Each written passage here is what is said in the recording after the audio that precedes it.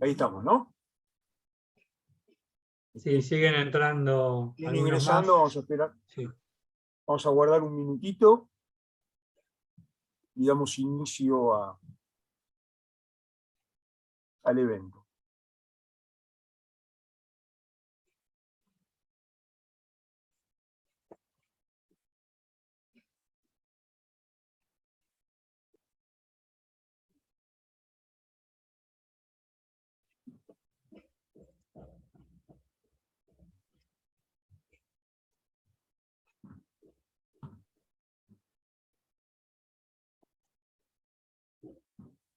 Bueno,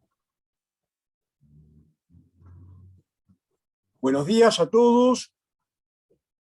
En la Semana Mundial del Inversor que organiza la Comisión Nacional de Valores de la Argentina, junto con la Universidad de Belgrano y la especialización en análisis financiero, en conjunto también con las carreras de grado de la Facultad de Ciencias Económicas, presentan a Mariano Merlo y a José Sandoval Llanos con el tema Claves para seleccionar un asesor financiero, la cual abordará una serie de pautas y recomendaciones en pos de una planificación eficiente. José Sandoval Llanos es candidato a doctor en Learning, Design and Technology en Penn State University, graduado de las especializaciones de análisis financiero y cuenta con un MBA también de la Universidad de Belgrano. Es coautor de libros y artículos de la especialidad. Mariano Merlo es magíster en finanzas por UCEMA, es especialista en análisis financiero por la Universidad de Belgrano y licenciado en economía por la Universidad Católica Argentina. Docente e investigador, director académico de la especialización de análisis financiero y también coautor de libros y de artículos de la especialidad. Así que arrancamos entonces, seguramente ya con José, con su disertación. Muchas gracias. Gracias, Gustavo, y buenos días para todos. Bien, entonces vamos a conversar hoy acerca de claves para seleccionar un asesor financiero y gracias a la invitación que me hizo Mariano, vamos a estar en esta primera parte. Yo les voy a presentar una serie de temas relacionados con por qué necesitamos un asesor financiero. Digamos que la primera pregunta ahí es, cuando pensamos en claves para seleccionar un asesor financiero, es por qué necesitamos un asesor financiero. Este es mi sitio web. Aquí pueden encontrar la presentación que vamos a hacer en este momento y otro material que pueda ser de interés. Entonces, para esta presentación he querido traer a colación una autora que se llama Lauren Willis. Es una abogada y ella tiene una mirada, vamos, el tema que yo estoy investigando como parte de mi doctorado está relacionado con educación financiera, educación e inclusión financiera, especialmente para poblaciones vulnerables, poblaciones marginadas. Esta autora es una de las autoras que he estado siguiendo y es bastante crítica con el tema de educación financiera. Y esta frase que les comparto acá fue una de las que me llamó la atención cuando empecé a estudiar este tema. Fue una de las primeras frases que me llamaron la atención porque me hace pensar en que así como nosotros no somos nuestros doctores, incluso aquellos que son profesionales en medicina no necesariamente siempre son, se recetan a ellos mismos e incluso tienen prohibido recetar a sus familiares. Así como nosotros no somos doctores, no somos nuestros propios abogados, tampoco deberíamos ser llamados a ser nuestros propios asesores financieros.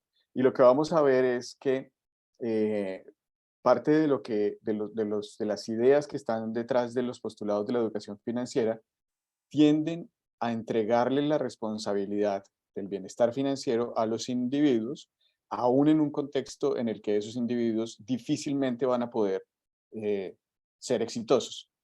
Por eso el argumento inicial y el argumento principal de esta charla es: los asesores financieros cumplen un papel fundamental. Necesitamos entender muy bien cómo funciona este tema de ser inversionista y cómo los asesores financieros se convierten en unos aliados para nosotros. Y en la segunda parte, Mariano ya va a estar dándonos una serie de criterios mucho más específicos de cómo seleccionar ese asesor financiero que sea más adecuado para nuestros objetivos. Entonces, partiendo de esta idea en que las personas no necesariamente deben ser sus propios asesores financieros, lo que estamos planteando de entrada es: necesitamos encontrar ayuda. Todos sabemos que hay comidas que no debemos comer, todos sabemos que tenemos que hacer ejercicio, pero eso no nos convierte en doctores. Asimismo, hay ciertas prácticas que nosotros conocemos desde el punto de vista financiero, desde el punto de vista económico, pero eso no nos convierte necesariamente en asesores o en los mejores asesores financieros, como vamos a ver a continuación. Entonces, la educación financiera y todas estas ideas alrededor de la necesidad de enseñarle a las personas a ser más eficientes en el uso en el manejo de sus finanzas, es un tema que ha venido cobrando fuerza en las últimas décadas. Este tema ha cobrado fuerza en las últimas décadas a raíz de diferentes factores. Yo aquí los agrupo en 4 grandes elementos. Uno es el llamado fin del estado de bienestar, en donde las personas hace 2, 3 décadas atrás podían depender del Estado para suplir algunas de sus necesidades y principalmente podían depender de los recursos públicos para poder tener una jubilación y para poder garantizar que van a tener unos recursos en su vejez. Asimismo con el tema de salud y asimismo con educación y otros temas, pero principalmente nos vamos a concentrar en el tema de garantizar los ingresos necesarios para poder tener una vejez digna. Cuando se acaba esta idea del estado de bienestar, a los individuos nos empiezan a ser responsables de garantizar esa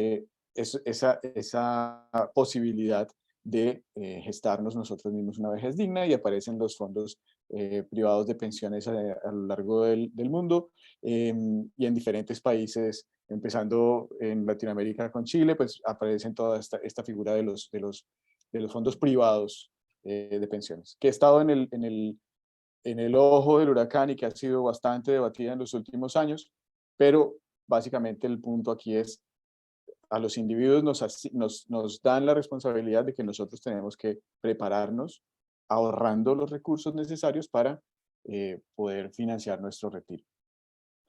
El segundo elemento sobre el que quiero llamar la atención aquí tiene que ver con el cambio en los hábitos de consumo. Para nadie es un secreto el tema del elevado nivel de consumismo que estamos atravesando y de cómo las personas en general, y aquí no vamos a entrar en aspectos particulares, pero en general nos vemos sujetas a una serie de mensajes mensajes de la sociedad que nos hace ser más proclives a consumir que hace unos años. Hoy es muy fácil en algunas sociedades tener a disposición en el teléfono celular una aplicación de las grandes tiendas online, en donde las personas, si se aburren, lo primero que tienden a hacer es entrar a estas tiendas y comprar una serie de cosas. Así después se den cuenta que no las necesitaban, o aún sabiendo que no las necesitaban, pero el nivel de consumo que estamos teniendo es mucho más alto. También estamos acostumbrándonos a consumir artículos más costosos, también y aunque hay algunos movimientos que están gestionando estas ideas del consumo de una manera diferente, llevándonos a pensar en hacer el consumo sostenible, de todas formas vamos en estamos teniendo un incremento en los niveles de consumo en las familias y en los hogares que no se estaba viendo antes. Eso obviamente ha generado mayor gasto, y no todo ese gasto se ha financiado con recursos propios, sino que se han generado niveles de endeudamiento más elevados en los hogares por un manejo inadecuado de las, o como un efecto pues de la combinación de esos dos elementos de mayor consumo y mayor nivel de acceso al endeudamiento, y entonces los hogares hoy en día tienen que destinar una mayor parte de sus ingresos a el servicio de la deuda y no tanto a ahorrar. Pero ese es el segundo factor. Y el tercer elemento que quiero mencionar aquí es los cambios en la regulación de los mercados financieros globales. Este punto tiene que ver con lo que algunos autores han llamado la desregulación de muchos mercados financieros, en donde previamente se tenían que cumplir ciertos requisitos para poder ofrecer un instrumento de inversión o para poder abrir un vehículo de inversión en un mercado financiero, en un mercado mercado de capitales. Y gracias a las iniciativas de desregulación y de liberalización de los mercados, se han abierto nuevas opciones que le dan alternativas a las personas para poder acceder, pero que también han bajado los niveles de requisito o los niveles de protección de esos consumidores. Entonces, cuando tenemos cambios en la regulación que disminuyen los niveles de protección de los consumidores, lo que estamos haciendo es exponiendo a estas personas a mayores niveles de riesgo. Y esos mayores niveles de riesgo, digamos, el hito máximo de la exposición en Argentina, ustedes lo tuvieron en la crisis del 2001, cuando en el corralito financiero muchas personas que no tenían siquiera idea de que habían estado invirtiendo en ciertos instrumentos terminaron perdiendo sus ahorros y lo que habían ahorrado para su jubilación. Recuerdo un par de casos que mencionaba mucho cuando estábamos allá, de unas comunidades religiosas y de otras personas. Y también se presentó en la crisis de 2008 en Estados Unidos, cuando muchas personas también perdieron sus ahorros y perdieron todo lo que tenían invertido en bolsa por digamos, por un desconocimiento real de lo que estaba, del riesgo que estaban asumiendo. Y ese desconocimiento se daba no necesariamente porque ellos no lo quisieran saber, no lo entendieran, sino que muchas veces también era porque no era transparente la información que le estaban suministrando sus intermediarios financieros, que eran los que hacían la inversión. Y el cuarto elemento es la aparición de esta industria, de esta nueva industria tan atractiva, la industria fintech, las nuevas alternativas mediadas por la tecnología. Seguramente muchos de ustedes han tenido acceso o han escuchado hablar de aplicaciones en las que las personas pueden hoy en día hacer inversiones en bolsa directamente desde sus teléfonos celulares. Y hoy en día en estudios que se han hecho frente a cómo se hacen las transacciones por parte de inversionistas individuales, la mayor parte de las transacciones, un porcentaje más elevado, se va haciendo a través de las aplicaciones móviles. Ya ni siquiera hay que llamar o entrar en contacto con un intermediario, sino que simplemente las personas entran a hacer estos movimientos y estas transacciones directamente desde sus aplicaciones. O mejor dicho, su intermediario se convirtió en la aplicación del celular. Entonces, estos son algunos de los principales, estos son los cuatro principales elementos. Hay más, esta no es una lista exhaustiva de todo lo que está pasando en nuestro contexto, pero están sucediendo muchas cosas y alrededor de los inversionistas se está generando este tipo de movimientos que, como decía hace un instante, lo que están generando es una mayor exposición al riesgo, a pesar de estar también abriendo nuevas opciones. Pero entonces hablemos un poco de quiénes son los inversionistas, porque pareciera ser que un inversionista es alguien por allá lejano, alguien que tal vez no soy yo, alguien que tal vez algún día yo quisiera ser, pero en realidad un inversionista somos todos, como vamos a ver a continuación, o podemos ser todos. Entonces, por un lado, hablamos de que los inversionistas son personas con excedentes de ahorro. Esa, digamos, ha sido una de las definiciones más básicas que se han dado, y es gente que ya gasta lo que tiene que gastar, destina una porción a ahorrar. El ahorro es diferente a la inversión. El ahorro tiene un fin distinto al de la inversión, y ahí es donde el tema de las pensiones puede empezar a moverse un poco en un sentido o en el otro, pero básicamente lo que estamos haciendo aquí es, la idea básica es personas que ya tienen asegurado su fondo de emergencia, y una vez que tienen asegurado su fondo de emergencia, entonces empiezan a pensar, bueno, ¿y ahora qué hago con el dinero que me queda, que no estoy gastando, que ya no necesito ahorrar en este punto y que puedo dedicarlo a generar mayores rentabilidades? Porque básicamente lo que vamos a ver en la siguiente diapositiva con el tema de la inversión es, uno de los principales objetivos es maximizar el valor del dinero en el tiempo, generar mayores rentabilidades. Una segunda forma en la que podemos describir a los inversionistas es personas que están buscando nuevas oportunidades. Seguramente muchos de ustedes han escuchado hablar de las criptomonedas, por decir algo, o han escuchado hablar de instrumentos de inversión inmobiliaria que ya no necesariamente uno tiene que invertir. Para invertir en un tema inmobiliario no necesariamente tienes que comprar el bien, sino que puedes comprar unos títulos que están representando la propiedad de ese bien, y asimismo hay una titularización de un montón de otros elementos. Los NFTs y otra serie de instrumentos y herramientas que han aparecido. Entonces, hay personas que no necesariamente porque tengan excedentes de ahorro se van a meter en esto.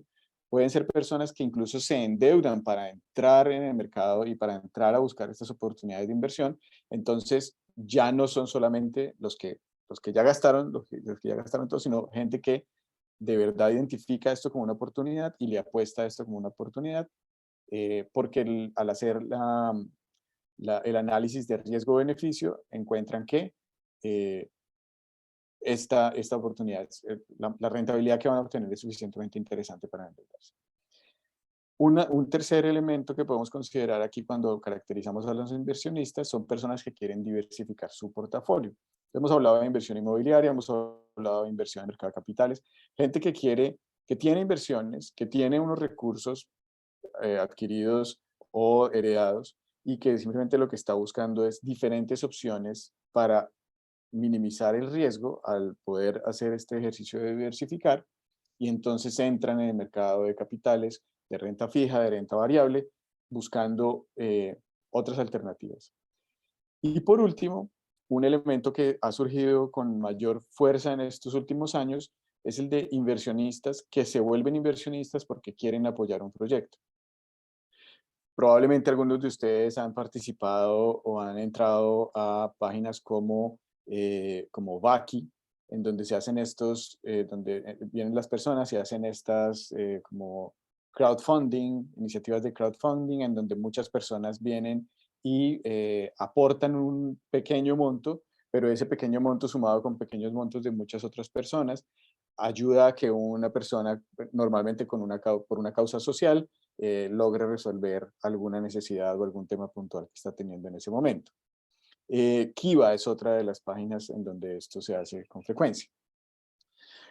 Entonces, hay personas que lo que quieren hacer es demostrar su interés por apoyar X o Y proyecto, y por lo tanto se vuelven inversionistas y apoyan, más allá de que tengan una rentabilidad o no, pero se vuelven como sus fans. Y hoy en día hablamos de inversionistas que son fans. Hay personas que tienen acciones en empresas de tecnología simplemente porque les parece cool, porque les parece fancy, porque les parece interesante, y no necesariamente porque hayan estudiado la historia de la empresa y hayan analizado los rendimientos de estas organizaciones, sino simplemente porque me parece buenísimo ser inversionista de Apple, Samsung, Google o cualquiera de estas. Entonces, cuando hablamos de inversionistas, fíjense que ya no estamos hablando de esos señores que viven en los rascacielos en Nueva York, sino que un inversionista hoy en día es desde un estudiante, un ama de casa, un profesional, cualquier persona que tenga un interés en alguna de estas cuatro dimensiones, es considerado un inversionista. Las inversiones y esa misma dinámica de cambios en la regulación del mercado que mencionaba hace un instante ha generado una apertura para que muchas personas podamos entrar a participar en los mercados. ¿Qué es lo que busca normalmente un inversionista? Entonces, si lo categorizamos con tres objetivos, uno es maximizar los retornos. O sea, que quiero que mi dinero rente más. No es suficiente con los certificados de depósito término fijo que rentan muy poquito. Quiero una rentabilidad superior. O tal vez quiero minimizar los riesgos. Cuando hablábamos de la diversificación, los inversionistas lo que buscan es minimizar el riesgo combinado de todas sus inversiones. O un tercer punto es apoyar una causa determinada, como ya lo mencionamos. En la parte inferior de esta diapositiva lo que ven es los resultados de un estudio que se hizo con 1.004 inversionistas que participan en la Bolsa de Hong Kong, donde les preguntaban cuáles son sus objetivos de inversión. Claramente ellos podían escoger más de uno, pero aquí lo que se ve es que dentro de los objetivos que se estaban marcando, el que más porcentaje le correspondió fue el de obtener un incremento gradual y de largo plazo en el capital de las personas. Por lo general, o esto lo que nos quiere decir es que los inversionistas están pensando en el largo plazo. Estos inversionistas que están entrevistados aquí, están siendo entrevistados aquí, son personas que tenían entre 18 y 69 años. La mayoría de ellos en el rango medio de 30 a 49 años. Pero lo que nos quiere mostrar esto es, por lo general, cuando hablamos de inversión, no hablamos de inversión en el corto plazo, hablamos de inversión en el largo plazo. Y aquí juega mucho lo que hablábamos del tema de los fondos de pensión. Pero también el segundo lugar en los objetivos de inversión está también en el corto plazo, porque aquí estamos hablando de ganar dividendos, percibir dividendos o cobrar intereses como ingreso. Entonces, es una combinación entre el largo plazo, simplemente hacer que el valor de mi portafolio se incremente en el tiempo y obtener ganancias en el corto plazo a través del cobro de dividendos y de intereses en el caso de renta fija. Un tercer objetivo que se marcaba aquí era mantener el valor del dinero en el tiempo. Ustedes conocen seguramente el concepto de inflación y lo que buscaban este 45% de personas era que su dinero no perdiera valor y que pudieran controlar el tema de la inflación. El cuarto punto es trading de corto plazo para generar ganancias muy rápidas. Y el quinto, y este fue el que más me llamó la atención, solamente un 20%, pero ese 20% es interesante y es simplemente por disfrutar qué es lo que tiene que ver con la inversión. O sea, es como un juego que puede generar beneficios, pero también es un juego que puede generar algunas pérdidas. En este escenario, entonces, hace un par de meses se generó este reporte en donde el organismo internacional que agrupa a las comisiones de las comisiones de mercados de capitales, habla y dice, o lanza este reporte y dice, hay dos temas que nos preocupan hoy en día. Uno es el tema de protección y educación de los inversionistas. Necesitamos trabajar en educar a los inversionistas para que se protejan. Y otro tema es el tema de las finanzas sostenibles. Luego hablamos de finanzas sostenibles en la otra charla porque no nos da el tiempo para tanto, las finanzas verdes, las finanzas sostenibles, pero aquí simplemente les quiero mostrar un par de diapositivas más y con esto ya vamos cerrando frente al tema de protección y educación de los inversionistas. Entonces, en este reporte, lo que identifican los expertos que lo realizaron es que hay 4 grandes retos que enfrenta un inversionista individual y como vamos a ver, estos grandes retos que enfrentan los inversionistas individuales son las grandes oportunidades que tienen los asesores de inversión. Entonces, el primer reto tiene que ver con acceso a la información. La información, para uno como inversionista individual, es muy difícil acceder a toda la información que hay en el mercado. Poder hacer comparativos, poder entrar a investigar, a indagar en eso, es bastante complejo. Eso es algo que pueden hacer los asesores financieros por nosotros, porque esa es su tarea diaria. Si mi trabajo es ser profesor de algún otro tema, yo probablemente no tengo todo el tiempo que necesito para estar entrando a analizar la información que necesito para tomar decisiones más eficientes. El segundo punto tiene que ver con vacíos de conocimiento que existen en cuanto a los mercados de capitales. Entonces, vuelve y juega. No somos expertos. Muchas veces tenemos la intención, queremos hacer algo con nuestro dinero, pero no somos expertos en estos temas. Total, necesitamos que un experto nos ayude. Y vuelve y juega la analogía con el doctor. Nosotros no somos expertos 100% en salud, sabemos que hay algunas cosas que tenemos que evitar, pero necesitamos a alguien que realmente haya estudiado cómo es que funciona el organismo humano para que nos dé mejores insumos. El tercer punto es bien importante y es la subjetividad que tenemos nosotros como inversionistas. Y muchas veces nos vemos orientados a invertir, orientados o pensamos que algo va a suceder simplemente porque queremos que pase y no porque tengamos criterios objetivos para determinar que eso va a pasar. Los asesores financieros, por su parte, tienen todas las herramientas y técnicas para poder analizar y poder identificar qué es desde una perspectiva objetiva, reconociendo que la objetividad total es imposible de alcanzar, pero definitivamente tienen herramientas que que van a ayudarnos pues, a minimizar el impacto de estas subjetividades. Y un cuarto punto tiene que ver con el desconocimiento, la baja conciencia de los riesgos implícitos, básicamente porque nosotros no tenemos acceso a toda la información, como lo decíamos al principio, y entonces no tenemos la capacidad de pronto de entender todo lo que está pasando y de los riesgos en los que nos estamos metiendo, como es plenamente evidente con todos estos temas de las criptomonedas y las inversiones. Bueno, voy a dejarlo solamente hasta ahí, el tema de las criptomonedas, en donde muchas personas han perdido cantidades enormes de dinero simplemente por una falta de conciencia del riesgo de lo que están haciendo. Entonces, la IOSCO simplemente dice, venga, listo, tenemos un problema que es que necesitamos proteger a los inversionistas y aquí esta es digamos, un llamado a estas organizaciones en donde están limitando sus acciones y ellos están diciendo lo que tenemos que hacer es educar a los inversionistas. Entonces necesitamos desarrollar contenido educativo para los inversionistas, necesitamos trabajar en acceder a través de nuevos medios, incorporar redes sociales y promover actividades de educación financiera para el público general. Pero esto se queda corto porque es como decirle a la gente, es básicamente el mismo llamado que hacen los organismos de otros ámbitos a decir, tienen que cuidarse, sí, pero yo no me puedo cuidar solo, yo necesito alguien que esté ayudándome, alguien que me esté soportando, porque más allá de que yo sepa que tengo el colesterol alto y de las implicaciones que tiene el colesterol alto, probablemente no tengo toda la información y todo el conocimiento que necesito para controlar mis niveles de colesterol y poder evitar meterme en una situación más complicada. Cierro entonces, otra vez llamando al tablero a Lauren Williams, en ese mismo artículo que está aquí referenciado.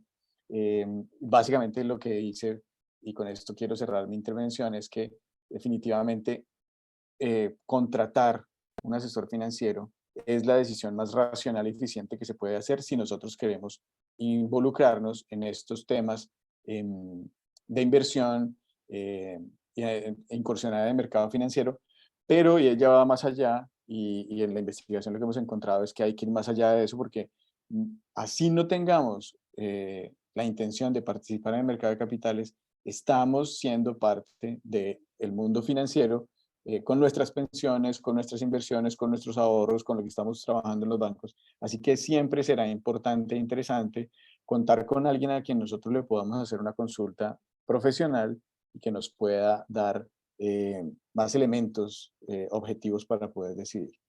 Mariano nos va a contar más acerca de cuáles son esos criterios que hay que tener en cuenta entonces para seleccionar el asesor más acorde con nuestras necesidades y quedamos atentos si quieren ir escribiendo sus preguntas en el chat y luego de que Mariano intervenga podemos responder las preguntas para todos. Muchas gracias. Muchas gracias, José, por tu disertación. Vamos a dejar las preguntas para después, para el final, y pasamos a la charla que nos va a dar Mariano. Adelante, Mariano. Bueno, gracias Gustavo, gracias José, la verdad que excelente tu exposición. Creo que ha quedado muy claro lo que significa invertir y como dijo José, vamos a tratar ahora de bajar esto a la práctica, para lo cual voy a presentar básicamente primero un plan de cómo convertirnos en un inversor, porque sepan que más allá de la edad que tengamos, cuando antes empecemos a invertir mejor, por este concepto que contaba José del crecimiento del capital, lo que se llama capitalización, cuanto más jóvenes empiezan a invertir, más capital van a acumular a medida que vayan desarrollándose como profesionales y creciendo también en su vida. Les dejo acá mis datos por cualquier consulta que necesiten. Yo estoy a cargo de la especialización en análisis financiero y también colaboro con las maestrías en el área de posgrado de la universidad, pero también, como dijo José, estamos también abiertos a recibir todo tipo de consultas para poder ayudarlos después de la charla.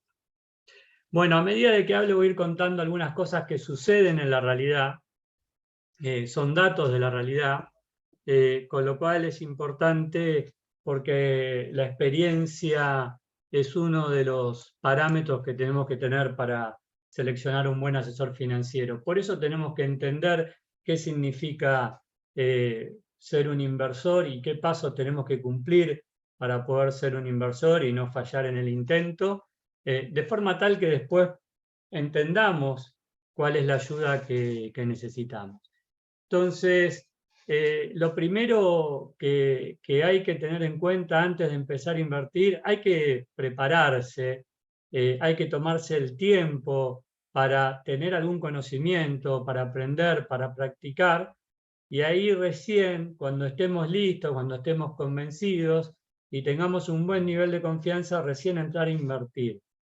Y voy a adelantar una de las cosas que pasa. José habló de los criptoactivos. Hoy hay un montón de exchanges, de plataformas, de apps en las cuales nos invitan a apretar un botón, comprar, un botón, vender. Y bueno, nada, si sube ganamos, si baja perdemos. Y la verdad que esto no es invertir, se parece mucho más a una apuesta en el casino. Y nosotros como profesionales, como docentes, lo que inculcamos es que la inversión no es un casino, sino que es algo planificado. Sí asumimos riesgos, por supuesto, pero son riesgos que entendemos que los estamos corriendo. De eso se trata la planificación. Nosotros decidimos el nivel de riesgo que estamos dispuestos a enfrentar. Con lo cual, esta facilidad que trajo la tecnología no necesariamente protege al inversor. Y cuento solamente una historia. Mi hermano, que es programador, un excelente programador, trabaja inclusive internacionalmente con las mejores empresas del mundo. Un día me dice, ¿sabés que entré? Bueno, no importa, una aplicación que se llama Liberty, que justamente tiene esto, dice, invertí $1000 y perdí los $1000. Le digo, mirá, qué bien, si yo necesito un sistema te llamo a vos. Le digo, ¿por qué no me consultaste antes de hacer eso? ¿No? Y le expliqué cómo en definitiva él no estaba ni preparado ni capacitado de ninguna manera para hacer ese tipo de inversión, que para el que le interesa investigar un poquito más, son básicamente opciones binarias. Uno simplemente lo que hace es, digamos, simplemente es como adivinar la tendencia, va a subir, va a bajar, y encima se puede apalancar. Estos exchanges te permiten asumir riesgo apalancando el riesgo hasta 300 veces en algunos casos. Realmente es una locura. No es eso para un inversor que no sea experto, que no esté preparado. Pero bueno, a veces la democratización de la tecnología no está bien entendida y mucho menos bien utilizada.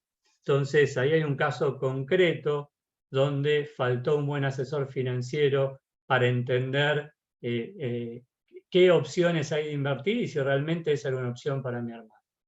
Entonces, lo primero que tenemos que hacer es planificar. Planificar es construir un flujo de caja, que si lo decimos, digamos, simplemente no es más ni menos que entender cuáles son nuestras fuentes de ingresos, cuánta plata entra por mes, cuáles son nuestras fuentes de egresos, cuánta plata sale por mes. Si ustedes no hicieron nunca eso, créanme que cuando lo hagan se van a encontrar con un montón de oportunidades de optimizar su flujo de caja. Pero sacando eso, lo más importante es entender si tenemos primero un resguardo económico, como contó José, y después de ese resguardo poder tener un monto adicional para invertir. Ahora, el ser humano tiene ciertas tendencias hacia el consumo y por supuesto que estamos viviendo y que queremos también darnos unos gustos.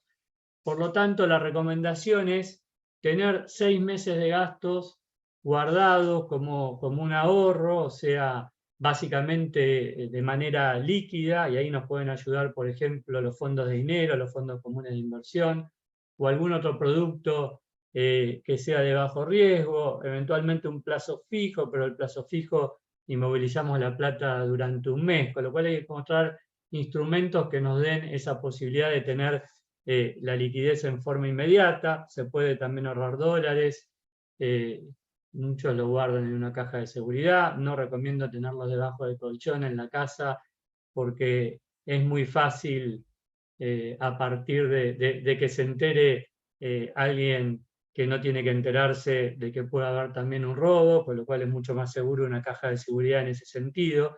Y luego, bueno, veamos, ¿qué podría ser algo común? Bueno, que el gasto sea un 80%, cuando hablamos de gasto básico hablamos de educarse, de comer, de vestirse, bueno, lo básico, digamos, ¿no? Lo que implica pagar los gastos del día a día. Luego separamos una parte para darnos los gustos y el resto lo podemos invertir. Claramente de acuerdo a la situación de cada uno, si soy soltero, si soy casado, si tengo una buena posición, si tengo hijos en el colegio, si hay alguien que tenga una enfermedad y tenemos que cubrirla. Todo esto va a hacer que esta ecuación sea distinta. Una persona joven que tiene un muy buen ingreso y que vive solo, seguramente va a poder invertir el 30 al 40% de su capital. Y una persona que tenga una familia va a estar muy justa y quizás ni siquiera tenga la oportunidad de invertir. Pero no estamos hablando hoy en profundidad de lo que es la planificación financiera, hay muchas aristas a tener en cuenta, porque nosotros estamos hablando de invertir, pero también podríamos estar del otro lado, donde se gaste más de lo que entra y necesitemos financiamiento. Bueno, la idea es tener una conducta financiera y hacia ahí es donde tenemos que ir. Entonces, para lograr todo esto, y el primer paso para ser un inversor es conocerse bien. Y nosotros hablamos de lo que es el perfil del inversor y además entender los derechos y obligaciones. Y en este sentido, cuando hablamos del perfil del inversor, involucra muchas aristas. Tiene que ver con nuestro conocimiento, nuestra experiencia, nuestras necesidades, entender esto que decíamos del flujo, nuestra actividad en sí, pero también entender qué sucede si de repente viene una crisis como la que comentó José y perdemos el 50% de nuestro capital. ¿Estamos preparados? ¿Vamos a echarle la culpa al asesor financiero o somos responsables por las decisiones que tomamos? Porque esto también hay que entenderlo. ¿Cuál es el alcance del asesoramiento financiero? El riesgo lo corre uno, con lo cual nuestra aversión al riesgo, y esto significa o soy totalmente conservador y solo me quedo con inversiones de bajo riesgo y por lo tanto voy a tener bajo retorno, o soy un animal spirit, como está pasando mucho hoy con los jóvenes, sobre todo con los millennials y los nativos digitales, que son mucho más propensos a aceptar el riesgo. En economía hablamos de espíritu animal, de animal spirit, y por lo tanto están dispuestos a emprender, a invertir en este tipo de negocios que contaba también José, criptoactivos, startups tecnológicos, biotecnología y todas estas nuevas, si quieren, que no tan nuevas porque también antes existía, por lo menos lo que es biotecnología, empresas tecnológicas, pero sí es verdad que hoy los jóvenes vienen más preparados con una actitud hacia el riesgo.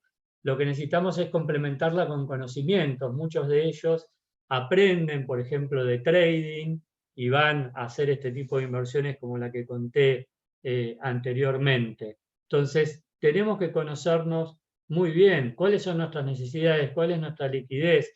¿Necesitamos invertir en el largo plazo? ¿Podemos invertir en el corto? Si vamos a invertir en el corto, entonces seguramente asumamos un riesgo mayor y tenemos que saber de lo que se llama trading o lo que se llama technicals y algunos conceptos un poquito más complejos. Y por eso es que se insta a que se capaciten y como dijo José, hoy los asesores financieros, las ALICs, los intermediarios, las casas de bolsa, los bancos de inversión, están trabajando fuertemente en la capacitación al inversor. Este es un ejemplo impulsado por la Comisión Nacional de Valores, que nos ha dado esta oportunidad de participar en este ciclo y poder llevar estos conocimientos y estos conceptos a quienes están deseando invertir. Y acá estamos hablando básicamente que hay que saber de todo, y como dijo José, es muy difícil saber de todo, pero sí tenemos que tener un mínimo de conocimiento de lo que significa invertir y de los riesgos que estamos corriendo. Y si vamos a hacer inversiones tecnológicas, tendremos que saber de apps y plataformas financieras. Si vamos a tradear, tendremos que saber algo más de inversiones y saber de técnicas, y si no, nuestro asesor nos podrá ayudar en este sentido. Luego voy a comentar algunas formas de cómo se asesora y cómo se remunera este servicio, y por lo tanto nos va a dar una visión un poquito más de cómo tomar las decisiones. Obviamente informarse es vital. Uno no puede pretender tener inversiones en Apple, inversiones en Banco Galicia, inversiones en bonos argentinos y no estar informados, y menos en estos mercados, en estos momentos donde los mercados están tan convulsionados, donde una guerra ha hecho que todos los mercados caigan estrepitosamente, ni hablar que venimos de una pandemia, donde también han caído fuertemente. Veníamos de una recuperación constante y hoy lo que vemos son subidas y bajadas. A eso se le llama volatilidad. Cuanto mayor volatilidad, mayor riesgo, y el mayor riesgo siempre recuerden que es para los dos lados. Está bien, podemos perder más, pero también podemos ganar más, y ahí es donde el análisis técnico tiene ciertas herramientas para aprovechar la volatilidad. Entonces, estar informados, como por ejemplo asistir a estas charlas, poder ver diarios financieros, sitios financieros. Hoy hay charlas gratuitas y conferencias por todos lados. Mañana mismo, también en la Semana de la Inversión, junto a Fernández Laya, a las 6 de la tarde vamos a tener una charla donde va justamente un experto, Rubén Pascuali, que es un experto de toda la vida en la bolsa. Va a hacer su análisis sobre los mercados internacionales y nacionales con sus recomendaciones de inversión. Es una manera de informarse y de entender qué es lo que está sucediendo. Después uno se acerca justamente al asesor financiero, y entre este conocimiento que fue adquiriendo y esta información que va adquiriendo junto con su experto, se puede analizar y tomar las decisiones adecuadas. Y el otro tema es si uno va a invertir por sí mismo, y acá les cuento que las casas de bolsa también tienen plataformas por las cuales podemos invertir, se llaman DMAs o home brokers, donde uno mismo entra, ve los precios y decide comprar o vender, pone la orden en el mercado. Es muy sencillo, pero hay también que aprenderlo. Entonces, en ese sentido, podemos participar de simulaciones bursátiles. Acá en la Universidad de Belgrano participamos, y ustedes como alumnos pueden hacerlo cuando haya justamente una simulación. En las cátedras de finanzas justamente proponemos esta actividad, pero si a alguno le interesa, simplemente puede acercarse a los directores de carrera para participar.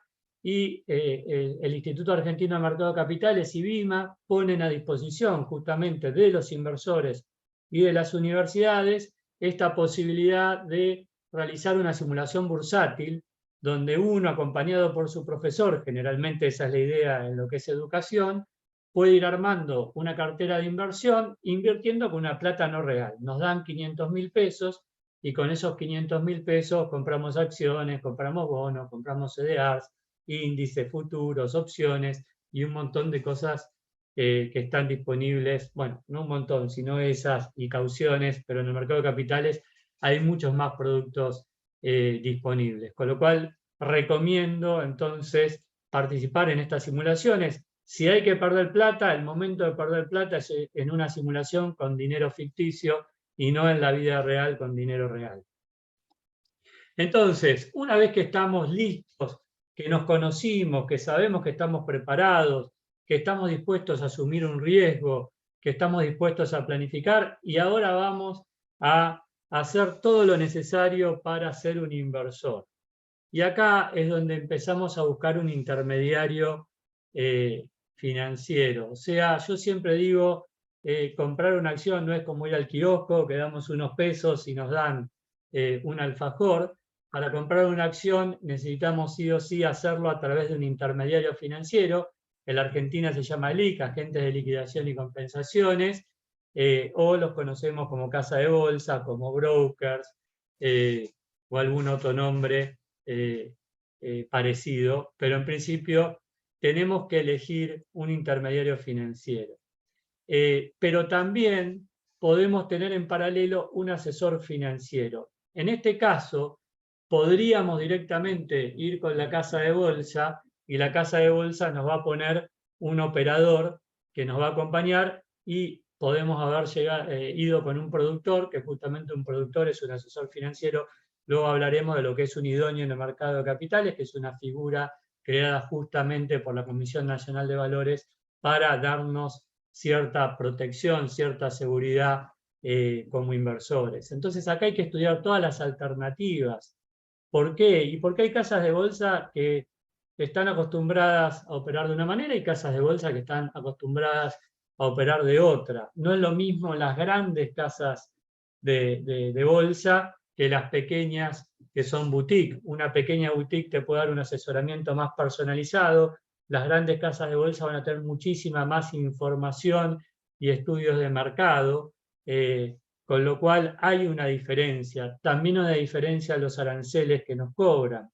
El arancel común del mercado de referencia es un 1% de lo que cada vez que se compra y se vende, o sea, las dos patas, pero lo más común es entre un 0,6, con suerte un 0,5, y si tenemos algún nivel de relación y tenemos algún amigo que nos acerca, puede llegar a ser algo menos, pero no mucho menos que eso. En promedio estamos en 0,5. Ahora, si uno es trader acá, vamos a ver que importa mucho los volúmenes y cada cuánto operamos. Ahí es cuando se puede ir consiguiendo mejores paquetes de aranceles. Y acá hay algunas ALICs que tienen plataformas financieras propias en las cuales uno puede invertir. Las tradicionales, portfolio personal, invertir online, Puente Hermano, son las tres tradicionales. Se sumó Bull Markets hace un tiempo, y bueno, y después las grandes casas que tienen también las propias, como Balance, como Alaria, como Cohen, y piensen que acá no estoy tomando partido por ninguna. De hecho, yo asesoro a una casa de bolsa, con lo cual simplemente les muestro que hay una amplitud en el mercado y les cuento cuáles son las diferencias. Entonces acá es importante que tengamos esa confianza, por eso las recomendaciones, que te acerque a alguien, es importante también. Y ahora después vamos a ver los derechos, porque no todos cumplen con los derechos que tenemos como inversores. Y acá, como les decía, un primer punto es que el monto a invertir importa. No es lo mismo, esto debería ser lo mismo, lo aclaro,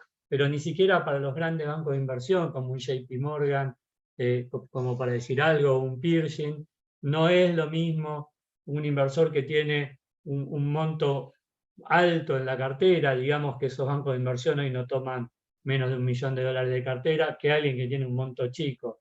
Entonces, en ese sentido, y acá es lo que pasa en la realidad, y hay publicaciones al respecto, y generalmente se le presta mucho más atención al grande que al chico, ¿no? Si hablamos de lo que es el operador o el ejecutivo que maneja la cuenta en los grandes bancos de inversión. Y acá pasa algo parecido. Hay diferencias entre los grandes y los chicos, por eso también tengamos en cuenta este tema, ¿no? A la hora de pedir asesoramiento cuando somos uno más, y bueno, no es lo mismo, ¿no? Y de hecho llega a pasar, sobre todo en los grandes bancos de inversión, que cuando un grande quiere salir, se le ofrece eso a los chicos y al revés, y bueno, eso va en contra de lo que es el espíritu de un buen asesor financiero, sepámoslo. Para poder invertir hay que abrir una cuenta de inversión, que acá en la Argentina se llama cuenta comitente. Hoy se abren online, por internet para individuos y en algunos casos también para empresas. Hay que presentar bastante información porque las casas de bolsas están obligadas a hacer un análisis de lo que se llama lavado de activos y financiación de narcotráfico, con lo cual tienen que evaluar de dónde provienen los fondos y por eso tenemos que demostrar, mostrando contratos, mostrando recibos de sueldo, de facturación de monotributo, etc. Hay que justificar el origen del dinero y también hay que hacer un cuestionario del perfil del inversor porque la casa de bolsa va a estar restringida en cuanto a qué servicios les va a poder ofrecer en función de cuál sea su nivel de riesgo. Les adelanto que para correr riesgo alto uno tiene que ser inversor calificado y para ser inversor calificado, entre otras digamos, cuestiones o temas puntuales que hacen que alguien sea un inversor calificado, hay que tener 350.000 unidades UVA líquidas disponibles, que eso multiplicado hoy está cerca de 140, hablamos de 50 millones de pesos, como para que tengan una idea a qué nos referimos cuando hablamos de un monto de inversión que sea interesante. Ya 3, 4 millones de pesos es interesante para hacer una cartera, pero 50 millones es la que nos permite ser un inversor calificado y por lo tanto poder acceder a instrumentos de mayor riesgo como son los derivados financieros.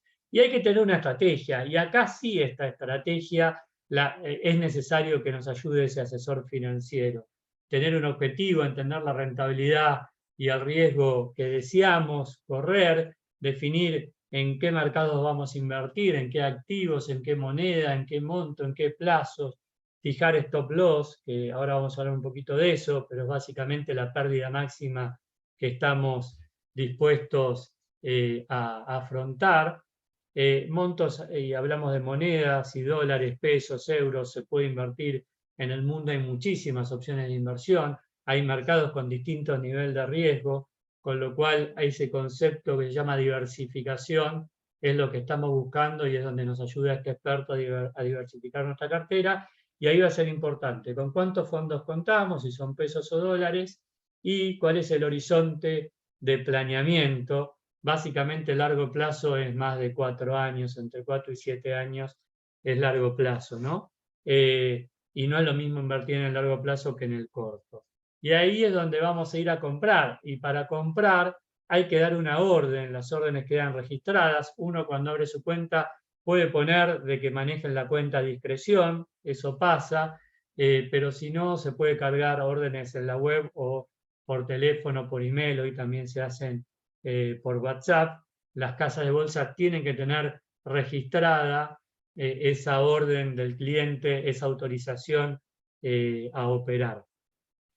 Después hay que hacer un seguimiento, y yo les diría que prácticamente diario, como mínimo semanal, porque hoy hay mucha volatilidad, como les decía, y las carteras, las cotizaciones van cambiando, y es mejor ir viendo si hay que tomar alguna decisión. Igualmente acá hay mucho de filosofía de inversión, que luego los que están interesados pueden tomar un curso y profundizar los conocimientos, pues no es lo mismo invertir a largo plazo o a corto plazo, o lo que se llama gestión pasiva y gestión activa.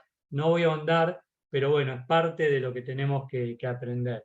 Y acá solamente algunos conceptos. Stop loss, siempre tenemos que saber cuál es un punto de salida. Si el precio toca tal valor, ahí tenemos que vender. Y también tomar ganancias, porque uno no gana ni pierde hasta que venda, ¿no? Entonces uno ve que hoy el bono valía 40, hoy vale 20, y uno dice, perdí el 50%. Sí, no, en realidad tu cartera está desvalorizada en un 50%, pero el bono después aumenta a 40 y no perdiste nada. Obviamente hay un tema de rentabilidad, la rentabilidad deseada puede que sea distinta, pero no el tema de que perdí por un tema de valorización. Ahora, si vos te asustás y vendés, y es otra parte que tenemos que entender de conocernos a nosotros mismos, porque acá juega toda la psicología del inversor, ¿sí? Ahí hay que ver por qué no fijé el stop loss a tiempo y por qué llegué a una situación en la que tengo que vender mal. Ahí también nos puede ayudar nuestro asesor financiero, como también a rebalancear el portafolio cada tanto cuando hay oportunidades. Tenemos el derecho también a recibir cuál es nuestra posición, que nos informen y también entender qué pasó, si algo bajó, que nos expliquen qué hicimos mal, qué hicimos bien, si algo subió también, y poder también, si no estamos cumpliendo nuestros objetivos, replanificar, y acá también nos va a ayudar nuestro asesor. Y esto implica entonces hacer una nueva estrategia, y si uno sigue todos estos pasos y está bien asesorado, va a llegar entonces al éxito. ¿Qué voy a hacer ahora? Les voy a contar cuál es el rol de un asesor, y esto implicaría conocer todas las características que tiene que tener un asesor para realmente brindarnos confianza, y un tema que es crucial y quizás es el que más nos complica a todos. Esto le pasa a las pymes, le pasa a las personas. Cuando uno tiene que contratar un asesor, lo primero que ve el gasto es el gasto, y no entiende que si el asesor nos hace ganar plata, entonces no es un gasto, es una inversión. Obviamente no nos sirve un asesor que nos hace perder plata, y bueno, por eso ahí vamos a ver las formas de remuneración. El punto crucial es que un asesor tiene que tener un conocimiento sólido, tiene que ser independiente. Esto implica tener una serie de estudios y conocimientos, y por sobre todo, según lo que es la regulación actual y lo fijado por la Comisión Nacional de Valores, ser un idóneo en mercado de capitales. O sea, uno no solo estudia, sino que para asesorar financieramente rinde un examen en la Comisión Nacional de Valores que certifica que uno es un idóneo. Los operadores financieros de las casas de bolsas, todos están obligados a hacerlo, así que son idóneos. Y los productores que acercan inversores a las casas de bolsa, les diría que en un 80% lo son, pero hay otro 20% que no lo son. Obviamente tienen acuerdos distintos. Esto no lo debería decir, porque deberían serlo, pero sucede en el mercado, por lo tanto es importante saberlo. Quizás no lo es temporalmente, está por rendir el examen, pero bueno, sepan el tema de la confianza, de quién se los presentó, qué clientes tiene, cómo trata a esos clientes, poder acceder a esos clientes que nos den alguna recomendación.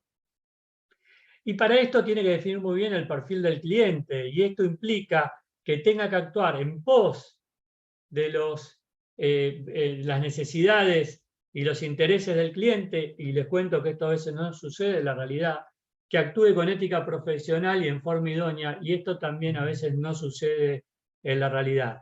No voy a ahondar en este tema, simplemente sepan que hay ciertas formas de actuar de ciertos operadores que no siempre son las más éticas. Bueno, les conté un caso que sucede en los bancos internacionales y les he mencionado grandes bancos de inversión, con lo cual no hace falta decir cómo se puede bajar eso a otros mercados, ¿no? Entonces, esto significa que esa encuesta que nos hace la casa de bolsa, esa entrevista inicial que tenemos con el asesor financiero, lleva a que conozca todo esto de lo que hablamos en la primera slide, para poder definir si somos inversores conservadores, moderados o agresivos, y en ese sentido armar una cartera de inversión bien distribuida para acotar el riesgo que corramos y que estemos seguros de que estamos, digamos, preparados para soportar el nivel de pérdida que pueda darnos esta cartera. Hay medidas internacionales, hay regulaciones internacionales que definen cómo medir esta probabilidad de pérdida. Y bueno, y actuar con lealtad y ética. Esto nos tiene que inspirar confianza, tiene que conocer las normas vigentes, estar actualizado. Acá en la Argentina está pasando con estos corralitos que van cambiando las regulaciones o van poniendo regulaciones nuevas, y no todo se puede hacer. En algún momento se podía hacer todo, con lo cual también eso quita algunas oportunidades de inversión. Y bueno, y por lo tanto tenemos que tener todo esto muy en cuenta. Entonces, estipular la remuneración en forma clara y justa sería quizás lo más complejo. Y acá vamos a hablar de un contrato que, si quieren, puede no ser explícito. Cuando se firma con una casa de bolsa hay un contrato en el medio, pero con un asesor financiero sería bueno tener algunas cláusulas firmadas también, sobre todo que quede claro a qué perfil se está asesorando y sobre todo cómo se va a cobrar. Entonces acá les cuento que los productores claramente no trabajan gratis ni cobran un sueldo. El productor generalmente acerca a inversores a una LIC puntual y por ello cobra generalmente un 50% de los aranceles que nos cobran a nosotros como inversores. Eso quiere decir que si nosotros queremos un asesor financiero y nosotros no trabajamos con la LIC donde trabaja ese asesor, no va a poder cobrar de esa manera. ¿Se entiende? Entonces, ¿de qué otras maneras se puede remunerar? Algunos piden un cargo fijo mensual que tiene que ser bajo, porque en realidad es básicamente para los gastos habituales del trabajo que hace el asesor, y un porcentaje de las ganancias. ¿Está bien? O sea, ¿qué quiere decir? Que si perdemos plata, no cobra ese variable. Si ganamos plata, va a cobrar y por lo tanto vamos a estar unificando los objetivos y de esa manera nos vamos a asegurar de que el asesor haga todo lo posible para que nosotros maximicemos nuestra ganancia. Y hay otra manera que yo no la comparto, pero existe, donde tanto asesores financieros como grandes bancos de inversión, no sucede con las casas de bolsa acá en la Argentina, te cobran un porcentaje de la cartera, lo cual me parece una bestialidad. Es como el impuesto a los bienes personales, si quieren, pero sin ningún monto no imponible. Pero hoy por hoy un JP Morgan lo está haciendo, por ejemplo, y algunos asesores financieros también lo hacen. Entonces, ¿qué quiere decir? Que ustedes se desvalorizaron, pero siguen pagando ese porcentaje. No estoy de acuerdo. Para eso está el cargo fijo y que debería ser bajo.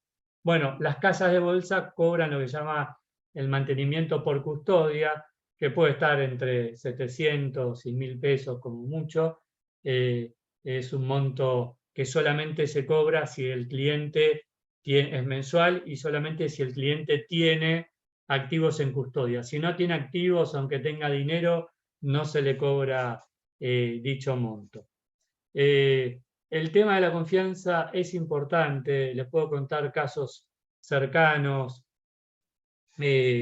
Hace poquito, no voy a mencionar a Lix, pues no es mi intención quemar a ninguna LIC, pero una LIC puntual donde esta persona quiso enviar los fondos al exterior porque no le a una cuenta propia en el exterior, obviamente, eso se puede hacer, algo ya he contado con Liqui en el mercado, te permite llevar los títulos o convertirlos en dinero y llevar el dinero a una cuenta del exterior, y digamos que le pusieron todas las trabas posibles, le dejaron dinero atrapado que no podía usar acá en la Argentina, luego encontraron una solución, obviamente le cobraron, y finalmente después de un mes logró esta persona que le transfieran a otra casa de bolsa, que eso debería ser automático, es simplemente informar a la Comisión Nacional de Valores, ¿no? Sin embargo, esto sucedió, le dejaron el dinero atrapado acá cuando necesitaba ese dinero para pagar impuestos, por ejemplo, para pagar gastos, tardaron en encontrarle la solución, le cobraron de más y nunca le hicieron la transferencia. Todo esto no debería suceder y por eso hay canales para denunciar en la Comisión Nacional de Valores. Así que ahora vamos a hablar de esto y bueno, veo que hay bastantes preguntas, después Gustavo nos las hará y podemos profundizar en algunos temas. Bueno, podría hablar de un montón de cosas más, pero si quieren en las preguntas profundizamos. Les dejo entonces, la Comisión Nacional de Valores trabajó en una guía de protección a las personas inversoras que está disponible y que es gratuita. Hagan un print de pantalla y ahí tienen toda la información para acceder a la Comisión Nacional de Valores, a esta guía, al canal de denuncias. Uno puede denunciar también a malos asesores y a casas de bolsa que hacen este tipo de cosas. Tienen la nómina de Alix, que es las casas de bolsa que están autorizadas, no caigan con ningún exchange que no esté registrado, digamos, vayan solo con Alix para abrir una cuenta comitente, que estén autorizadas. Y para información, les recomiendo los informes del instituto, Open Bima Data es una plataforma financiera gratuita que tiene 20 minutos de delay en las cotizaciones, pero es accesible para todo el mundo. El que quiera puede pagar un cargo adicional, hay paquetes de 30, 60 y 100 dólares y tienen la información disponible, pero esto se lo recomiendo para quienes vayan a invertir con un poco más de profundidad, y también Bolsar es otro sitio donde hay información de los mercados de capitales.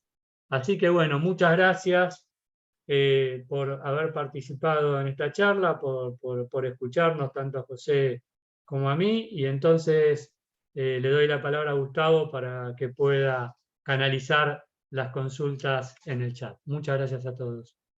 Muchas gracias, Mariano, también por tu disertación. Vamos a pasar a las preguntas. Voy a romper el hielo, si te parece, con una, mientras que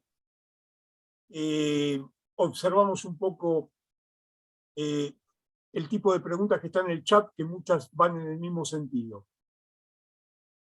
Les pregunto, un asesor financiero se supone que tendrá en cuenta la situación patrimonial, económica, financiera de una organización o de una persona humana. Quiero decir con esto, puede ser que estas organizaciones o estas personas cuenten con fondos excedentes, o puede ser que requieran igualmente tener un manejo financiero para el desarrollo de su ciclo operativo, ¿no? En el negocio, en el día a día. Entonces, un poco la pregunta es, ¿de qué va a depender? ¿Qué conocimientos son los que tiene que tener este asesor en materia de cada negocio particular, de cada actividad? Y en el caso de las personas humanas, si hay alguna consideración según la edad que tengan. Porque una cosa es una persona que, seguramente digo, ¿no?, que transita entre los 25 y 40 años, un padre de familia que quiere llevar emprendimientos adelante, que tiene proyectos. Otra cosa es una persona que está retirada y que tiene ahorros que ha hecho durante su vida. Y también tenemos gente que la pelea todos los días, que está muy justo y que también podrían beneficiarse con riesgo de toda esta posibilidad financiera que un asesor le puede brindar. Esa es un poco la cuestión. Si se puede ampliar un poquito sobre esto que recién acabo de comentar. Yo mientras voy viendo las preguntas del chat. Dale.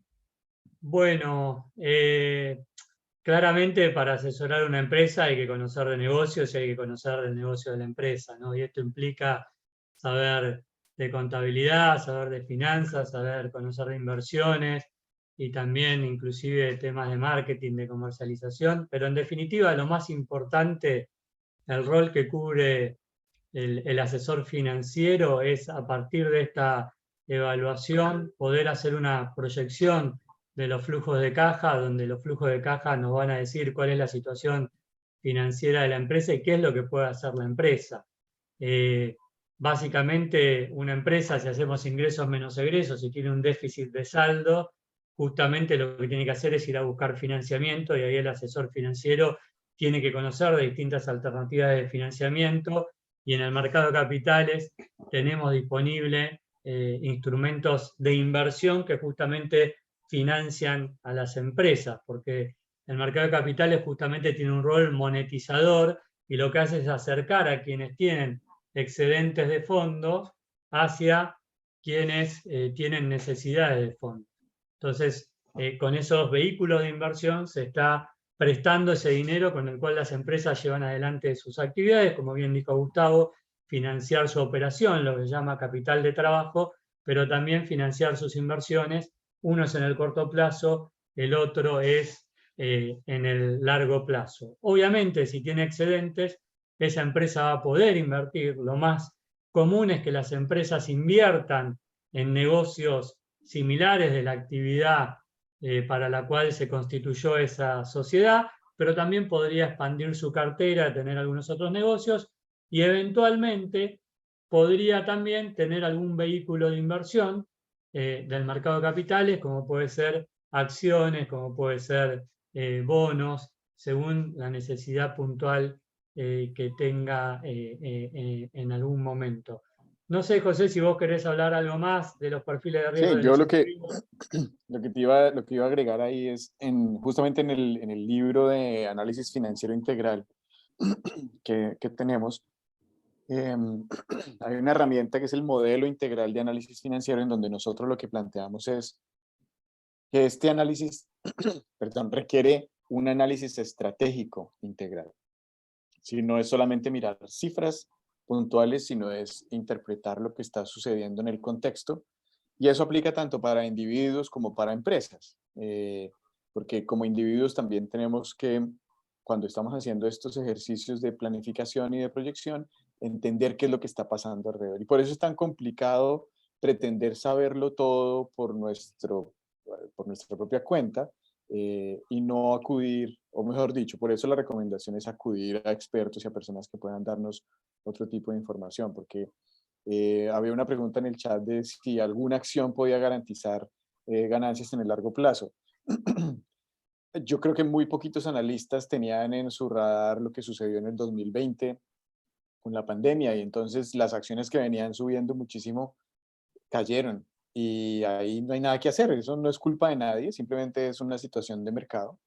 Y lo mismo pasa este año con el efecto que tuvo la guerra en Ucrania, y bueno, y lo que veníamos arrastrando del desabastecimiento, los efectos del desabastecimiento. Alguien podría haber dicho que era una muy buena idea invertir en empresas de logística naviera el año pasado, porque los precios de los fletes estaban completamente disparados, y lo que hemos visto esta semana es que los precios hoy en día están 6 y 7 veces por debajo de lo que representaban hace un año o hace menos tiempo incluso. Entonces, hay que como pensar un poco más allá, y no solamente son las cifras cerradas, sino es lo que está sucediendo en el entorno, contar con herramientas que permitan hacer ese análisis estratégico, y, y por eso es importante acompañarse de personas que puedan nutrir ese análisis, esa información. Sí, Muy bien. un segundito, por favor. En el tema que decía José, justamente en el libro que escribimos juntos, Análisis Financiero Integral, destacamos este punto. Cuando hablamos de integral, hablamos que no es solo mirar la información histórica, sino tener la mirada hacia el futuro de las tendencias y poder analizar en ese contexto con un modelo global. Y con respecto a lo que decías, temas que enseñamos en nuestras materias, cuando enseñamos inversiones, a ver, hay evidencia empírica, sobre todo en los mercados internacionales maduros, de que en 20 años siempre se gana. Pero lo que decía José también es una oportunidad de inversión. Si uno está líquido, el que invirtió en el piso de la pandemia, o sea, en la pandemia en marzo las bolsas cayeron estrepitosamente, pero en agosto rebotaron. El que compró en agosto ganó un montón de dinero. Por ejemplo, YPF estaba cerca de 700 cuando empezó la pandemia, bajó a 200 y hoy está en 2000 o por ahí, no tengo el último precio en la cabeza. Hagan 200 a 2000, ¿de qué rentabilidad estamos hablando? Eso es aprovechar las oportunidades. El inversor inteligente espera esos momentos para invertir. Gracias, Gustavo. No, no, está muy bien. Gracias a vos, Mariano. Yo estoy observando que hay varias preguntas en el chat, pero que fueron respondidas también por José en algunos casos. Hay una que no, la voy a leer, que dice, ¿cuáles son los instrumentos en el mercado de capitales orientados a un perfil moderado agresivo? Y quizás se pueda, de alguna manera, ligar con lo que es el análisis fundamental o el análisis técnico también. Así, digamos, satisfacemos Bueno. esa inquietud. Si hago un comentario y después te dejo a vos, José, con análisis fundamental y técnico, si estás de acuerdo.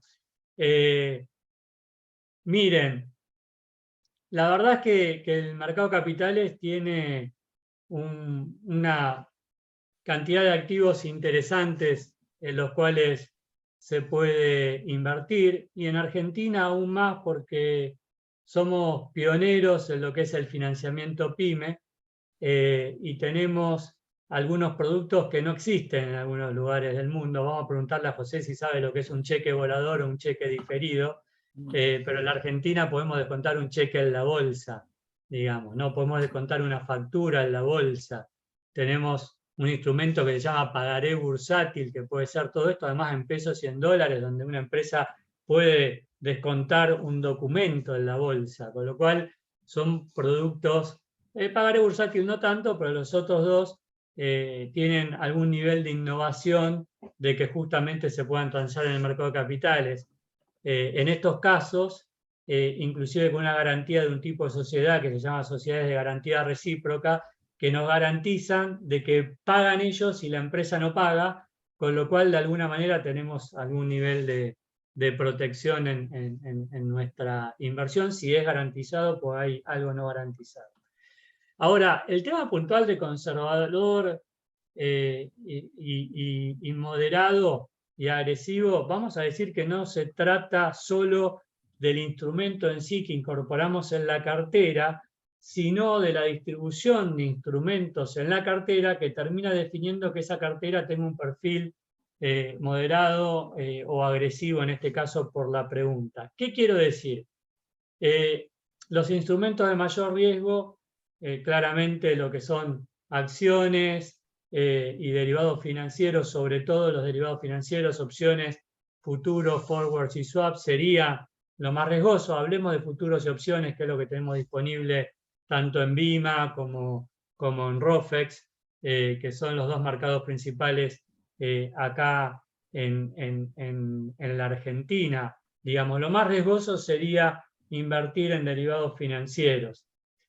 Ahora, en la Argentina se ha vuelto también muy riesgoso los bonos, porque como la Argentina tiene récords de defaults en la historia, default es cuando quien se compromete a devolverte lo que le prestaste no lo hace, y cada vez que hay un default nos hacen quitas de capital de intereses y nos alargan los plazos, o sea, perdemos plata, digámoslo así en forma llana.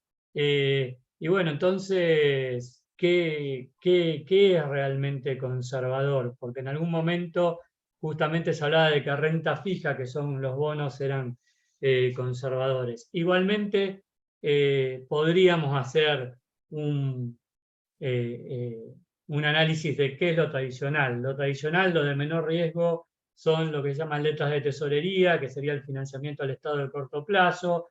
Después vienen las notas, los bonos, después tenemos productos como obligaciones negociables, que es deuda de empresas.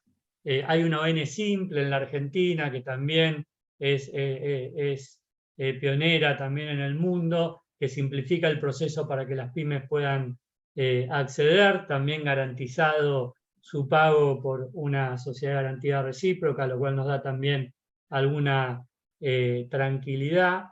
Y después tenemos un gran panorama de acciones. Entonces, esas acciones tienen distintos niveles de riesgo que pueden variar según tamaño, según actividad.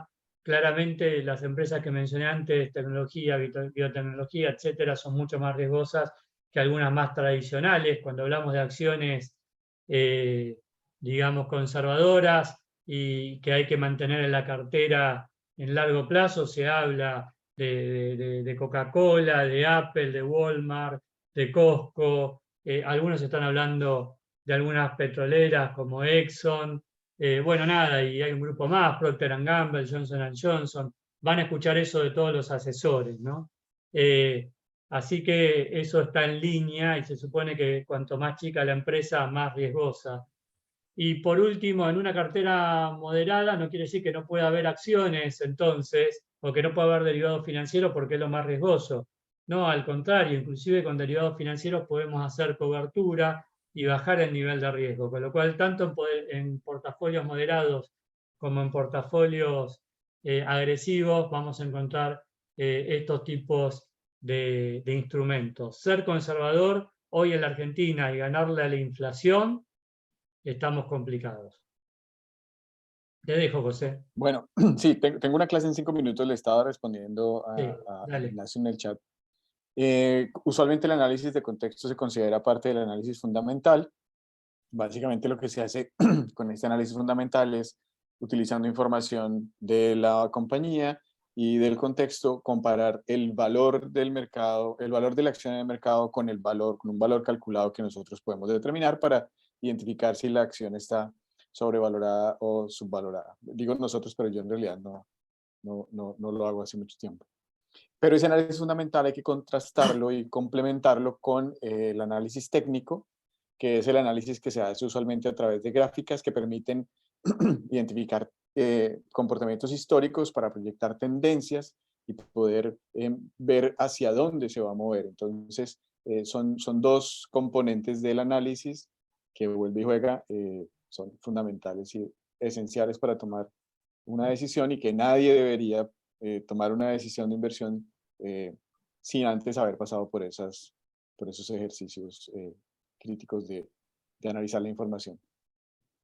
Tengo Muy que bien. despedirme porque voy para clase, pero muchas gracias otra vez, Mariano, y los dejo, seguramente que tienes un par de preguntas más ahí. Sí, me quedo Muchas contestando. Gracias, José, a vos. gracias, Adiós. José. Un comentario entre paréntesis por lo que dijiste, Mariano. Yo tengo a mano acá un informe de la BBC del 2015 que indica los países que más default tuvieron a lo largo de toda su historia. Se van a sorprender. El país que más default tuvo en la historia fue España. Tuvo 14 defaults en otros siglos. A esto lo sigue Venezuela y Ecuador, con 11 defaults. Después viene Brasil, con 10. Francia, Costa Rica, México, Perú, Chile y Paraguay, con 9 defaults. Y después la Argentina ha tenido, acá dice 4, podemos considerar 5 con la última reestructuración que hubo. Con esto lo que quiero decir es que, evidentemente, estuve mencionando muchos países que hoy son investment grade o que son catalogados por los inversores como receptores de dinero, pero algo han hecho para cambiar esta situación.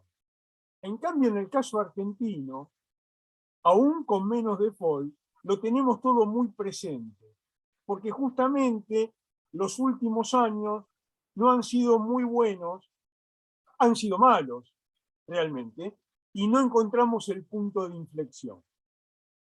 Pero eso no indica que a futuro podamos poder evaluar y que siga vigente toda esta cuestión, ¿no? De dónde invertir, cómo, y que esté vigente todo lo que estás diciendo, Mariano.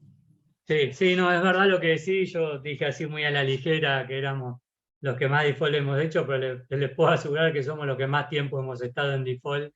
Quizás, por decirlo rápido, no di la información. Es verdad que es España con 14 el primero.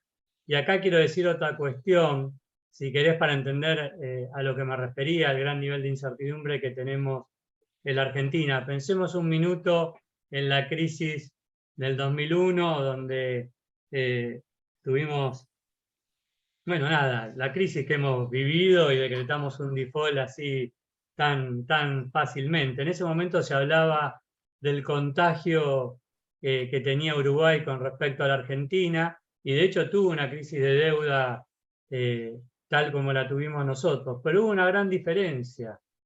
No sé si todos saben lo que es el riesgo país, que justamente es un indicador que está relacionado con la deuda de los países. Se mide en puntos básicos. Hoy estamos, si no me equivoco, cerca de los 2.700. Pero básicamente cuando un país supera los 1.000 puntos ya estamos hablando de que algo no anda bien y que es un gran riesgo. Yo siempre dije que cuando supera los 2.000 está muy cerca de un default, con lo cual fíjense lo que es vivir en la incertidumbre, digamos, continua, ¿no? Y lo que quería decir puntualmente, cómo se trató esto distinto. Uruguay rápidamente accede al Fondo Monetario Internacional y de 3.000 y pico de puntos que había llegado, al día siguiente que negocia cae a 900 puntos y hoy Uruguay tiene 150 puntos. Para darles una idea, ¿qué significa puntos básicos? Se divide por 10.000. 150 puntos quiere decir que paga por riesgo cuando se endeuda un 1,5. La Argentina en ese mismo contexto llegó hasta 7.000 puntos, o sea, tenía que pagar 70% adicional en dólares por endeudarse a nivel internacional. Justamente estamos hablando de una gran diferencia. Y la Argentina esperó al 2004 para arreglar el tema de la deuda. Claramente cuando arregló cayó inclusive a 500 puntos y estuvo entre los mejores de la región, pero no duró mucho, digamos, ¿no?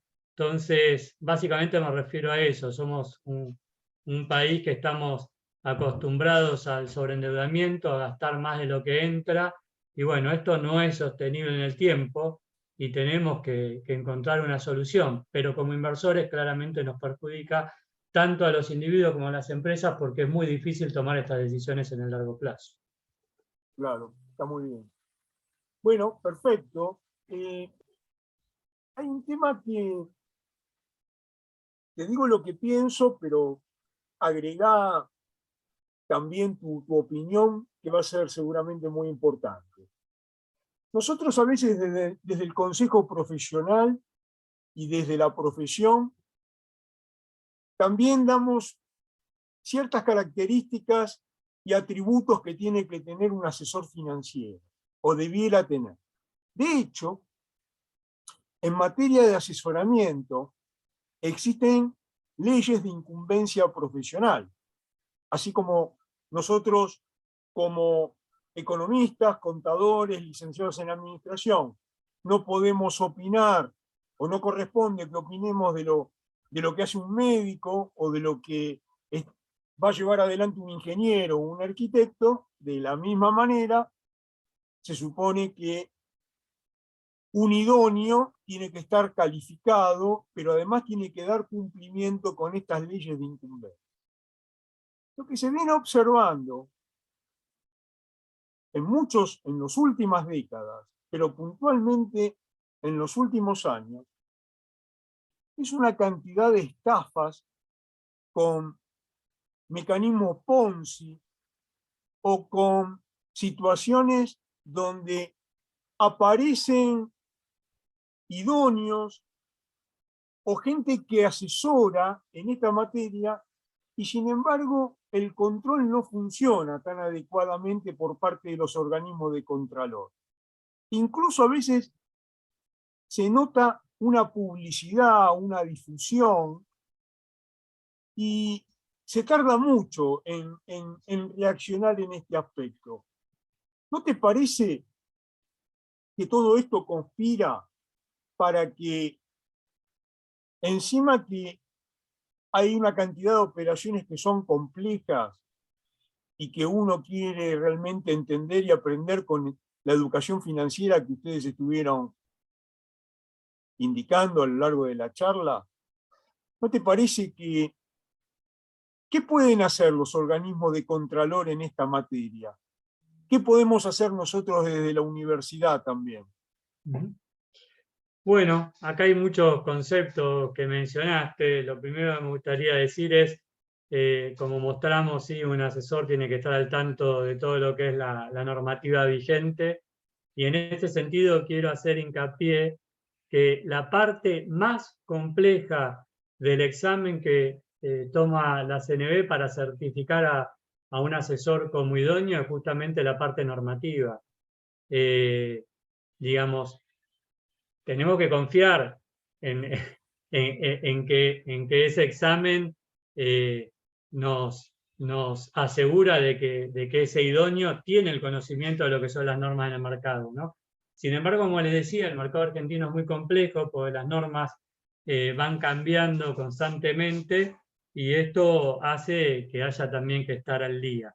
Pero ese es un punto que quisiera resaltar porque es una de las maneras donde se podría hacer más hincapié, ser un poquito más exigentes en ese examen. De hecho, algo que hace la CNB, el examen tiene validez por 5 años, con lo cual el idóneo cada 5 años tiene que ir renovándose.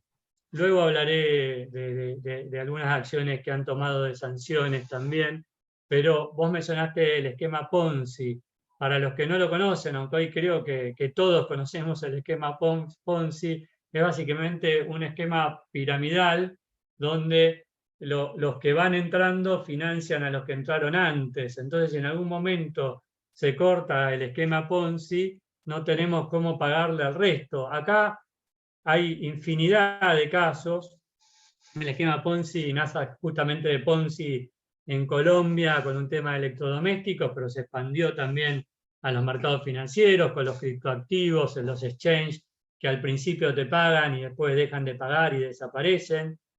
Hay un documental, que ahora no me acuerdo exactamente cómo se llama, que está en Netflix, que salió hace poquito y que justamente cuenta una estafa de un exchange canadiense, donde claro, uno entraba, pagaba y de repente empezó a tener problemas, empezó a no pagar, tipo el corralito que creemos que inventamos nosotros, el corralito financiero, pero existe desde hace tiempo, y hasta que al final el dueño, viste, se dio por muerto y nadie sabe si realmente está muerto o no, pero se llevó las claves a la tumba y ahí hay unos 120 millones de dólares que no lo va a recuperar nunca nadie. Y ahí encima había fraude, pues se llevó la plata. Bueno, pero me gustaría hacer ahí una diferencia.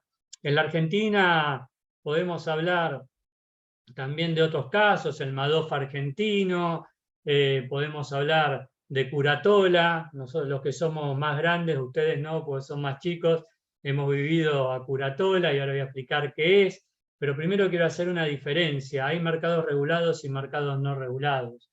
Cuando hablamos de un exchange de criptoactivos no está regulado, todavía hay toda una deuda con respecto a la regulación en el mercado de criptoactivos. Justamente lo que busca las finanzas descentralizadas es descentralizar a la función de control, ¿no? Ahora, cuando nosotros hablamos acá de inversiones, de acciones, de opciones, estamos hablando de mercados que están regulados y que están garantizados. O sea, uno va a BIMA y tiene una transparencia, tiene un mínimo de control y tiene garantías también según en qué invierte y qué es lo que hace. Ahora, uno va a lo que se llama mercados OTC, o sea, over the counter, que son mercados que no están garantizados, donde se hace transacciones peer-to-peer, o sea, persona a persona, y es lo más parecido a un exchange descentralizado. Bueno, ahí estamos corriendo riesgo como inversores. Seguramente mucho menos que con criptoactivos, pero por ejemplo, el Forex, que es un mercado donde se opera pares de monedas, justamente este Curatola lo que hacía era operar el par dólar-euro y le iba muy bien, y claro, yo entré y gané $10.000, y yo entré y gané $20.000, tenía que poner $10.000 para entrar, empezó a entrar todo el mundo, juntó 300 millones de dólares, y claro, él te decía, tenés que esperar a que yo decida salir del movimiento, yo decido cuándo salir. Y iba ganando, y los inversores le decían, salí, no salgo cuando yo quiera, esas son las condiciones. ¿Y qué pasó? Pasó que se dio vuelta la tortilla, la relación dólar-euro empezó a hacer al revés la fuerza, como está pasando ahora, que el euro llegó a valer menos que el dólar. ¿Y qué pasó? Y la verdad que fue un gran fraude, porque no solo o sea, se perdió lo que tenía invertido, sino que el dinero que iban levantando en los distintos pueblitos tenían asesores que levantaban dinero y fue una estafa tremenda. Y lo mismo con Madoff. Eso no está lamentablemente regulado al mismo nivel que sí están los mercados garantizados. Entonces yo ahí primero lo que recomiendo es que como inversor seamos conscientes del riesgo que corremos y si queremos tener esa protección, creo que el mercado brinda un nivel de protección, como también así los canales de denuncia. Hay casos en los que se ha impuesto multas y en los que se ha sancionado, por ejemplo, Ecovalores el año pasado tuvo justamente una clausura temporal por un tema de un robot, no me puedo acordar ahora el nombre, tenía un nombre el robot, y que uno a través de WhatsApp compraba y vendía dólares, y la verdad que era bastante riesgoso para el inversor, y la CNB lo prohibió. Bueno, después podemos hablar de un caso porque fue famoso, más allá de si fue justo o no, justamente de Ramiro Marra, de Bull Markets. Él y el hermano tuvieron 500.000 pesos de multa por asesorar en las redes, en ese momento no eran idóneos. Para mí un detalle, porque realmente eran expertos, pero ahí la CNB hizo cumplir, más allá, quiero decir, si correspondía o no, sin meterme en política, porque hay una discusión política ahí, hizo cumplir, si quieren, una validez de ese rol de idóneo. Entonces, ¿qué quiero decir? Si ustedes hacen la denuncia, la CNB va a actuar con mayor o menor tiempo, los canales están. Claramente se requiere de una madurez. Y como universidad, ¿qué podemos hacer? Esto que estamos haciendo, capacitar. En todos nuestros cursos está incorporada la visión de ética, está incorporada la visión de la regulación, de la normativa vigente, de los canales por los cuales podemos denunciar, y también incorporamos nuevos conceptos como es la sustentabilidad, que también es vital para elegir inversiones hoy, y el gobierno corporativo. Hoy en los mercados hay índices completos que listan a las mejores empresas en cuanto a gobierno corporativo y en cuanto a sustentabilidad. Hay paneles de sustentabilidad. Y hay organismos también que certifican todo esto. Entonces, nada, hay que trabajar. No queda solo con terciarizar todo en una persona. Claro, perfecto. La verdad que felicitaciones, Mariano, porque presentaron un tema que es muy complejo. Hacer una síntesis de todo esto con toda la amplitud que tiene, realmente es una tarea colosal, así que justamente ustedes dos cuentan con estos conocimientos y la experiencia en el mercado como para poder hacerlo. Así que tanto la Universidad de Belgrano como la Comisión Nacional de Valores van a estar bien representados con este tema, que seguramente después se publicará y donde se pondrá a disposición de toda la comunidad y de los participantes en esta audiencia de este material que se trató. Así que mi agradecimiento profundo en esta cuestión. Bueno, gracias Gustavo, y a disposición para lo que necesiten. Si hay más consultas pueden escribirnos, y gracias a todos por participar. Nos vemos, Chau, a los chau, que hasta estén luego. anotados para mañana, nos vemos mañana. Gracias Gustavo. Adiós. Adiós. Adiós. Hasta luego.